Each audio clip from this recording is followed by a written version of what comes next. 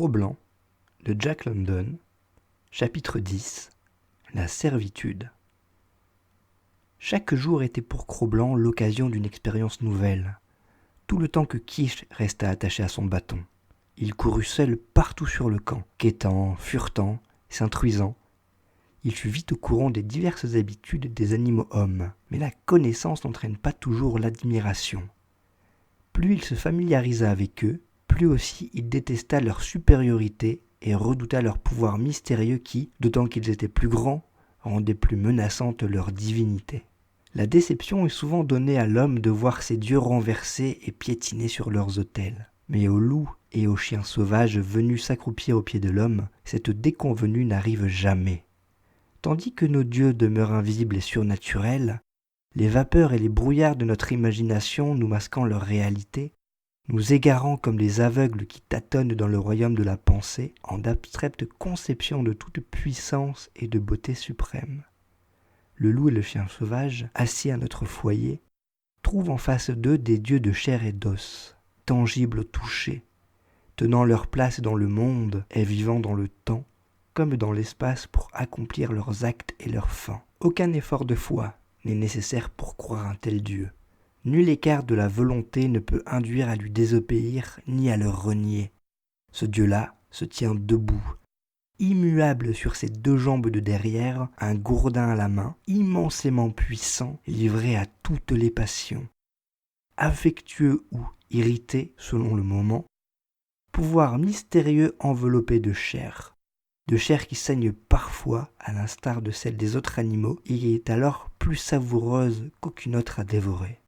Cro-Blanc subit la loi commune.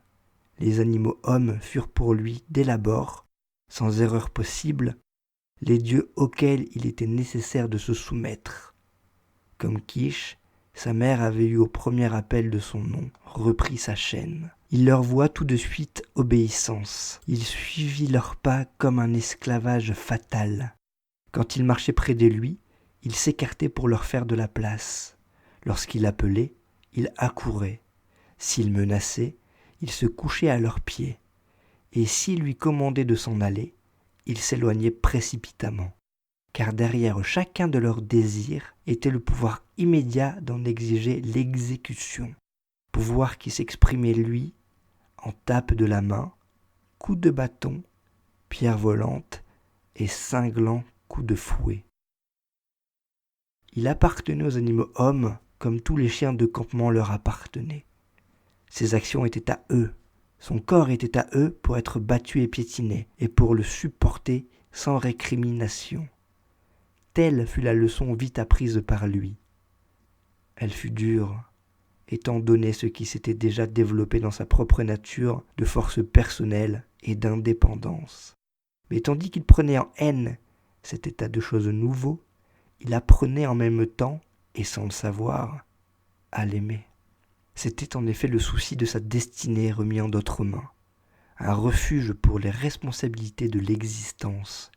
Et cela constituait une compensation, car il est toujours plus aisé d'appuyer sa vie sur une autre que de vivre seul. Il n'arriva pas, sans révolte, à s'abandonner ainsi corps et âme, à rejeter le sauvage héritage de sa race et le souvenir du wild. Il y eut des jours où il rampait sur la lisière de la forêt et y demeurait immobile, écoutant des voix lointaines qui l'appelaient. Puis, il s'en retournait vers Quiche, inquiet et malheureux, pour gémir doucement et pensivement près d'elle, pour lui lécher la face en semblant se plaindre et l'ignorer. Le louveteau avait rapidement appris tous les tenants et aboutissants de la vie du camp. Il connut l'injustice des gros chiens et leur gloutonnerie quand la viande et le poisson étaient jetés à l'heure des repas. Il vint à savoir que les hommes étaient d'ordinaire plus justes, les enfants plus cruels, les femmes plus douces et plus disposées à lui lancer un morceau de viande ou d'os. Après 2 ou 3 aventures fâcheuses avec les mères de tout petits chiens, il se rendit compte qu'il était de bonne politique de laisser celles-ci toujours tranquilles, de se tenir aussi loin d'elles que possible et, en les voyant venir, de les éviter. Mais le fléau de sa vie était Lip Lip. Plus âgé, plus grand et plus fort que lui, Lip Lip avait choisi Cro-Blanc pour son souffre-douleur. Le louveteau se défendait avec vaillance, mais il n'était pas de taille pour être un adversaire dangereux. Son ennemi lui était trop supérieur, et Lip Lip devint pour lui un vrai cauchemar. Dès qu'il se risquait un peu loin de sa mère, il était sûr de voir apparaître le gredin, qui se mettrait à le suivre en aboyant et en le menaçant, et qui attendait le moment opportun, c'est-à-dire qu'aucun animal homme ne fût présent, pour s'élancer sur lui et le contraindre au combat. Lip Lip l'emportait invariablement et s'en glorifiait de façon démesurée. Ces rencontres étaient le meilleur plaisir de sa vie et le perpétuel tourment de celle de Cro-Blanc. Le louveteau, cependant, n'en fut pas abattu. Si dures que fussent pour lui toutes ces défaites, il ne se soumit pas. Mais la persécution sans fin qu'il subissait eut sur son caractère une influence néfaste. Cro-Blanc devint méchant et sournois. Ce qu'il avait d'originellement sauvage dans sa nature s'aggrava. Ses poussées joyeuses d'enfant ingrénu ne trouvèrent plus d'expression. Jamais il ne lui fut permis de jouer gambader avec les autres petits chiens du camp. Dès qu'il arrivait auprès d'eux, Lip Lip, fonçant sur lui, le roulait le faisait fuir terrifié ou, s'il voulait résister, engageait la bataille jusqu'à sa mise en déroute.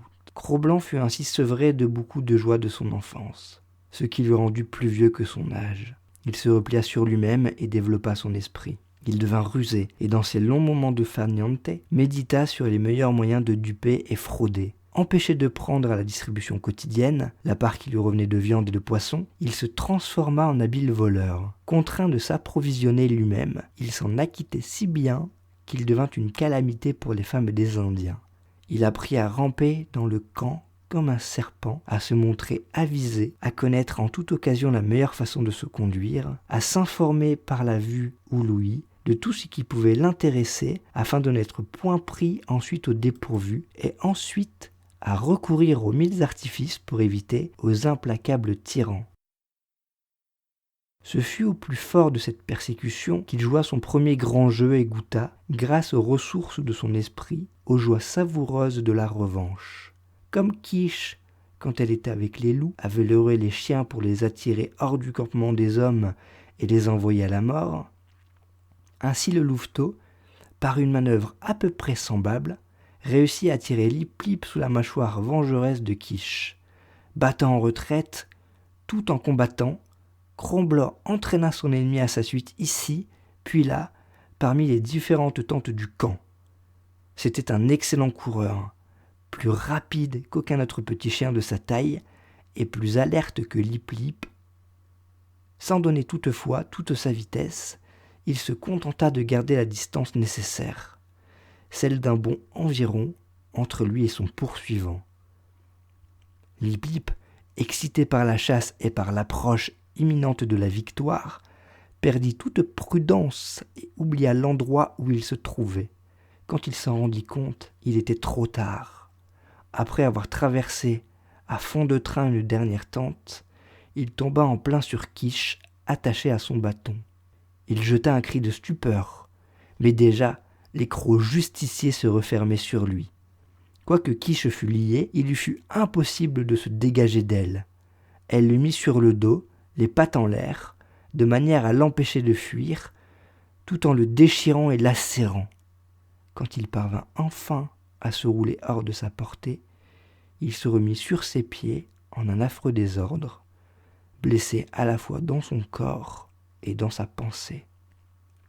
Sa fourrure pendait autour de lui en touffes humides que les dents baveuses de la louve avaient tordues.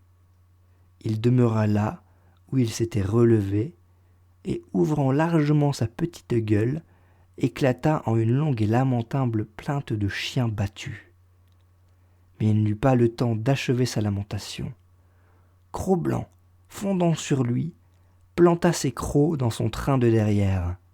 Il n'avait plus de force pour combattre et honteusement se sauva vers sa tente, talonné par son ancienne victime qui s'acharnait à le poursuivre. Quand il eut rejoint son domicile, les femmes vinrent à son secours et le louveteau, transformé en démon, fut finalement chassé par elles en une fusillade de cailloux. Le jour vint où Castor Gris, décidant que Quiche était réhabitué à la vie des hommes, la défia. Cro-Blanc fut ravi que la liberté fût rendue à sa mère. Il l'accompagna joyeusement au milieu du camp et voyant qu'il demeurait à ses côtés, Lip-Lip conserva entre eux une distance respectueuse. Le louveteau avait beau se hérisser à son approche et marcher en raidissant les pattes, Lip-Lip ignorait le défi, quelle que fût sa soif de vengeance. Il était trop sage pour accepter le combat dans de telles conditions et préférait attendre le jour où il se rencontrerait à nouveau en tête-à-tête avec Cro-Blanc. Ce même jour, le louveteau et sa mère s'en vinrent rôder à la lisière de la forêt qui avoisinait le camp. Cro-Blanc y avait amené Quiche pas à pas, l'entraînant en avant quand elle hésitait. Le torrent, la caverne et la forêt tranquille l'appelaient, et il continua ses efforts pour qu'elle le suivît plus loin. Il courait quelques pas, puis s'arrêtait et regardait en arrière. Mais elle ne bougeait plus. Il gémit plaintivement et gronda en courant de droite et de gauche vers les taillis. Puis il revint vers elle, lui lécha le museau et se reprit à courir loin d'elle. Elle ne bougeait toujours pas. Alors il rebroussa chemin et la regarda avec une supplication ardente de ses yeux qui tomba quand il vit Quiche détourner la tête et porter sa vue vers le camp. La voix intérieure qui l'appelait là-bas, dans la vaste solitude, sa mère l'entendait comme lui. Mais un autre et plus fort appel sonnait aussi en elle, celui du feu et de l'homme. L'appel que, parmi tous les animaux, le loup a seul entendu.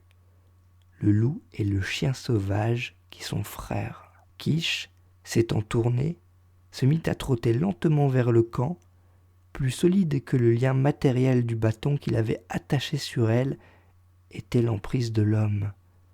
Invisible et mystérieux, les dieux la maintenaient en leur pouvoir et refusaient de la lâcher. Cro-Blanc se coucha sous un bouleau et pleura doucement. L'odeur pénétrante des sapins, la senteur subtile des bois imprégnaient l'atmosphère et remémoraient au louveteau son ancienne vie de liberté. Avant les jours de servitude, mais plus que l'appel du wild, plus que celui de l'homme, l'attirance de sa mère était puissante sur lui, car il était encore bien jeune. L'heure de son indépendance n'était pas arrivée. Il se releva, désolé, et trotta lui aussi vers le camp, faisant halte une fois ou deux pour s'asseoir par terre, gémir et écouter la voix qui chantait au fond de la forêt. Le temps qu'il est donné à une mère de demeurer à ses pieds n'est pas bien long dans le wild. Sous la domination de l'homme, il est souvent plus court encore. Ainsi en fut-il pour Cro-Blanc. Castor-Gris se trouvait être le débiteur de Trois Aigles, qui était sur le point d'entreprendre une course du fleuve Mackenzie au grand lac de l'Esclave.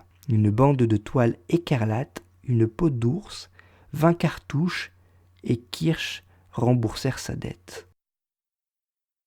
Le louveteau vit sa mère emmenée à bord de la pirogue de Trois Aigles et tenta d'aller vers elle. Un coup qu'il reçut de l'Indien le repoussa à terre. La pirogue s'éloigna. Il s'élança dans l'eau et nagea à sa suite, sourd aux cris d'appel de Castor-Gris. Dans la terreur où il était de perdre sa mère, il avait oublié le pouvoir même d'un animal homme et d'un dieu. Mais les dieux sont accoutumés à être obéis. Et Castor-Gris, irrité, lança un autre canot à la poursuite de Cro-Blanc. Après avoir rejoint, il le saisit par la peau du cou et l'éleva hors de l'eau. Il le déposa, d'abord dans la pirogue, le tenant d'une main suspendue, lui administrant de l'autre une solide raclée. Oui, pour une raclée, c'en fut une. Lourde était la main. Chaque coup visait à blesser, et les coups pleuvaient innombrables. Frappé tantôt d'un côté et tantôt d'un autre, Cro-Blanc oscillait en avant, en arrière, comme un balancier de pendules frénétique et désordonné. Les impressions qu'il éprouvait furent diverses. À la première surprise succéda l'effroi, pendant un instant, au contact répété de la main qui le frappait. Mais la peur fut bientôt place à la colère. La libre nature du louveteau prit le dessus. Il montra les dents et osa gronder à la face du dieu courroucé. Le dieu s'en exaspéra davantage. Les coups redoublèrent plus rudes et plus admis à blesser. Mais cela ne pouvait pas toujours durer. Il fallait que l'un des deux eût le dernier mot. Ce fut Cro-Blanc qui céda. La peur le reprit pour la première fois. Il connaissait véritablement la main de l'homme. Les coups de pierre ou de bâton qu'il avait eu déjà l'occasion de recevoir étaient des caresses comparées aux coups présents. Il se soumit et commença à pleurer et à gémir. Durant un moment, chaque coup tirait une plainte de son gosier, puis son affolement grandit et ses cris se succédèrent sans interruption, leur rythme ne gardant plus aucun rapport avec celui de son châtiment. À la fin, l'Indien arrêta la main qui frappait. Le louveteau pendait à son autre main, sans mouvement, et continua à crier. Ceci parut satisfaire Castor Gris qui jeta rudement Cro-Blanc au fond de la pirogue. La pirogue, durant ce temps, s'en était allée au fil de l'eau. Castor Gris s'avança pour prendre la rame. Le louveteau était sur son passage. Il le frappa ardemment de son pied. La libre nature de Cro-Blanc eut une nouvelle révolte et il enfonça ses dents dans les pieds de l'homme, à travers le mocassin qui le chaussait. Le châtiment déjà reçu n'était rien comparé à celui qui allait suivre. La colère de Castor Gris fut aussi terrible que fut le grand effroi du louveteau. Non seulement la main, mais aussi la dure rame de bois furent mises en œuvre contre lui, et tout son petit corps était brisé et rompu quand Castor Gris le rejeta au fond de la pirogue. Et cette fois, de propos délibérés, il commença à le frapper du pied. Cro-Blanc ne renouvela pas son attaque. Il venait d'apprendre une autre leçon de son esclavage. Jamais, quelle que soit la circonstance, on ne doit mordre le Dieu qui est votre Seigneur et Maître. Son corps est sacré, et le toucher des dents est avec évidence l'offense impardonnable entre toutes, le crime entre les crimes. Lorsque la pirogue eut rejoint le rivage, le louveteau gisait, gémissant et inerte, attendant la volonté de Castor Gris. C'était la volonté de Castor Gris qu'il vint à terre. Et à terre, il fut lancé sans ménagement, aucun pour ses meurtrissures. Il rampa et tremblant. Lip Lip, qui était présent et avait du rivage assisté à toute l'affaire, se précipita sur lui en le voyant si faible et entra ses dents dans sa chair. Cro-Blanc était hors d'état de se défendre, et il lui serait arrivé malheur si Castor Gris, enlevant Lip Lip d'un solide coup de pied, ne l'avait lancé à distance respectable. C'était la justice de l'animal homme qui se manifestait, et même en l'état pitoyable où il se trouvait, le louveteau en éprouva un petit frisson de reconnaissance. Sur les talons de Castor Gris et jusqu'à sa tente, il boita avec soumission à travers le camp. Ainsi avait-il appris que le droit au châtiment est une prérogative que les dieux se réservent à eux-mêmes et dénient à toute autre créature au-dessus d'eux. Pendant la nuit qui succéda, tandis que chacun reposait dans le camp, Cro-Blanc se souvint de sa mère et souffrit en pensant à elle. Il souffrit un peu trop haut et réveilla Castor Gris qui le battit. Par la suite, il pleura plus discrètement lorsque les dieux étaient à portée de l'entendre. Mais parfois, rôdant seul à l'orée de la forêt, il donnait libre cours à son chagrin et criait tout haut en gémissant et en appelant. Durant la période de sa vie qui suivit, il aurait pu, grâce à la liberté dont il jouissait encore, céder aux souvenirs de la caverne et du torrent et s'en retourner dans le wild, mais la mémoire de sa mère était la plus forte. Comme les chasses des animaux hommes les entraînaient loin du camp et les y ramenaient ensuite, peut-être aussi reviendrait-elle un jour, et il demeurait en esclavage en soupirant après elle. Esclavage qui n'était pas entièrement malheureux, car le louveteau continuait à s'intéresser à beaucoup de choses. Quelques événements imprévus surgissaient toujours et les actions étranges auxquelles se livrent les animaux hommes n'ont pas de fin. Il apprenait simultanément comment il convenait de se conduire avec Castor Gris, obéissance absolue et soumission en tout lui était demandé. En retour, il échappait aux coups et sa vie était tolérable. De plus, Castor Gris lui donnait parfois, juste pour lui-même, un morceau de viande et tandis qu'il le mangeait, le défendait contre les autres chiens. Ce morceau de viande prenait pour Cro-Blanc une valeur beaucoup plus considérable qu'une douzaine d'autres coups reçus de la main des femmes. C'était bizarre, mais cela était. Jamais Castor Gris ne caressait, et cependant, était-ce l'effet du poids de sa main et celui de son pouvoir surnaturel, ou d'autres causes intervenaient-elles que le louveteau se réussissait à ne pas formuler? Il était indéniable qu'un certain lien d'attachement se formait entre Cro-Blanc et son rude seigneur. Sournoisement, par des voies cachées, aussi bien que par la force de pierres volantes, des coups de bâton et des claques de la main, les chaînes du louveteau rivaient autour de lui leur réseau. Les aptitudes inhérentes à son espèce qui lui avaient dès d'abord rendu possible de s'acclimater au foyer de l'homme étaient susceptibles de perfection. elles se développèrent dans la vie du camp, au milieu des misères dont elle était faite, et lui devinrent secrètement chères avec le temps. Mais tout ce qui le préoccupait encore, pour le moment, était le chagrin d'avoir perdu Kish, l'espoir qu'elle reviendrait, et la soif de recouvrer un jour la libre existence qui avait été la sienne.